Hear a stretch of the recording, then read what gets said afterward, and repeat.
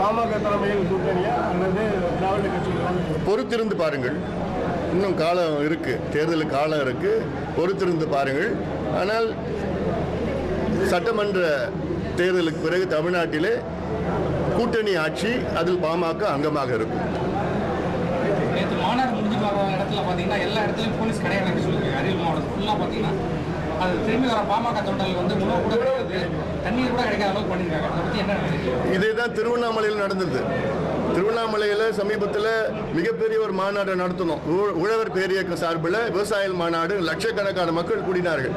அங்கே கிட்டத்தட்ட ஒரு 100-200 போலீஸ் தான் அங்கே இருந்தாங்க. மொத்தத்தில் எந்த ஒரு போக்குவரத்து கட்டுப்படுத்தல, ஒன்றும் பண்ணல, அப்படியே விட்டுட்டு போயிட்டாங்க. அந்த மாநாடு திடலுக்கு போகிறதுக்கு பார்த்தீங்கன்னா எங்கள் மாநாடே நாங்கள் 8 மணிக்கெலாம் முடிச்சிட்டோம் இரவு. ஆனால் 10-10:30க்கு பிறகு தான் மக்கள் போகிறதுக்கு அந்த அனுமதி அவங்களுக்கு கிடைச்சிது. அனுமதினா அந்த அளவுக்கு போக்குவரத்து நெரிசல், அங்கே உணவு கிடையாது, எதுவும் கிடையாது. அப்போ இது வேண்டுமென்றே திட்டமிட்டு இந்த மாநாடு வெற்றி பெறக்கூடாது என்ற எண்ணத்தில் தான் காவல்துறை வைத்து தமிழக அரசு கீழ்த்தரமான செயல்களில் ஈடுபட்டு கொண்டிருக்கிறது. சட்டம் ஒழுங்கு கடைபிடிப்பது அது வேறு. எங்களால் எந்த சட்டம் ஒழுங்கு பிரச்சனைலாம் வரல. அப்புறம் என்ன இது போன்ற செயல்களில் காவல்துறை ஈடுபடக்கூடாது. காவல்துறைக்கு மிக முக்கிய வேலை சட்டம் ஒழுங்கு. கஞ்சா விற்கிறவனை பிடிங்க, கள்ளச்சாராயம் விற்கிறவனை பிடிங்க.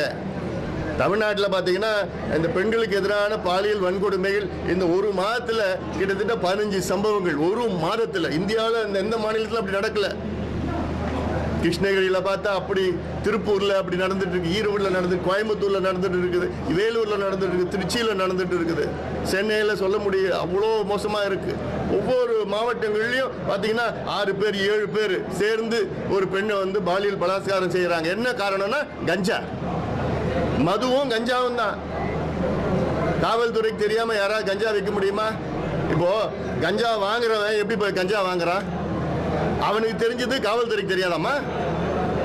விற்கிறவன் எவனு வாங்குறவன் போய் வாங்குறான், அவன் விற்கிறவனு அவனுக்கு தெரியுது, காவல்துறைக்கு எப்படி தெரியாம போயிடும்?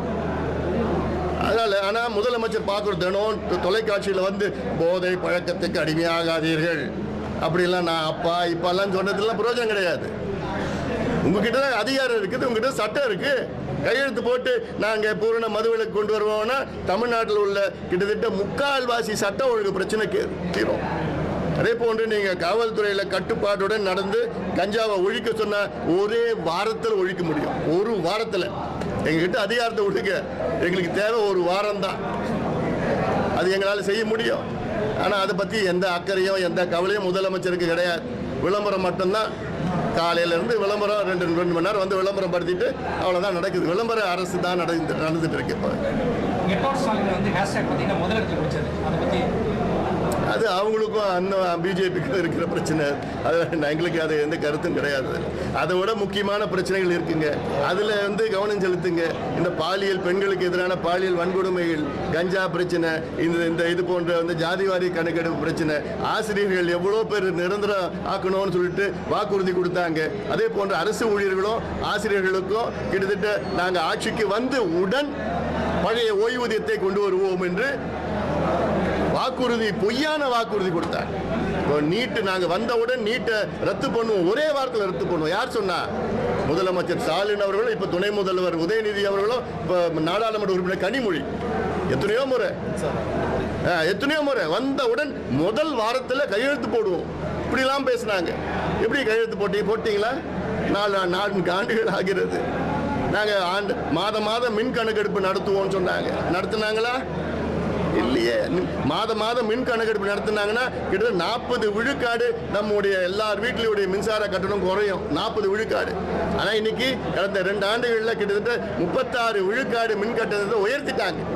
உயர்த்தியும் நட்டத்தில் ஓடுதுன்னு சொல்லிட்டு இருக்கிறாங்க. இதில் ஏன்னா ஊழல் லஞ்சம் ஊழல் ஆட்சி தான். எங்கே பார்த்தாலும் எது எடுத்தாலும் ஊழல், லஞ்சம். வாக்குறுதி எதுவும் நிறைவேற்றலை. ஒரு முறை சொல்கிறார் ஸ்டாலின், நாங்கள் 80 விழுக்காடு வாக்குறுதி நிறைவேற்றினோம்னு ஒரு முறை சொல்கிறாரு. கடந்த வாரம் நாங்கள் 90 விழுக்காடு வாக்குறுதிகள் நிறைவேற்றணும்னு சொல்கிறாரு. என்ன? ஒன்றுமே நிறைவேற்றலை. தொடர்ந்து பொய்யை சொல்லிக்கிட்டு பிரச்சாரம் பண்ணிக்கிட்டு இருக்கிற ஆட்சி. நிச்சயமாக இந்த ஆட்சியை மக்கள் அகற்றுவார்கள்.